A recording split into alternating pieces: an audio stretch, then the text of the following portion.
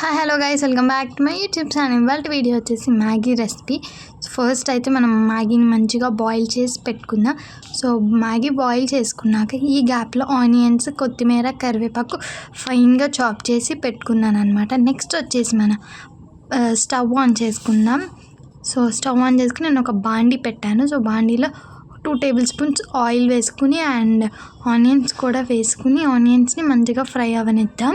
Onions మంచిగా fry అయిపోయినాక ఒక టీ స్పూన్ సాల్ట్ అండ్ కొద్దిగా పసుపు వేసి మంచిగా మనం మిక్స్ చేద్దాం. నెక్స్ట్ వచ్చేసి కారం వేద్దాం. కారం కూడా వేసేసినాక మనం మ్యాగీ మసాలా ఉంటుంది కదా, సో మ్యాగీ మసాలాని కూడా మంచిగా వేసేద్దాం. సో మ్యాగీ మసాలా వేసినాక కూడా ఇక్కడ మా అక్క నుండి మా చెల్లి హెల్ప్ చేస్తున్నారనమాట.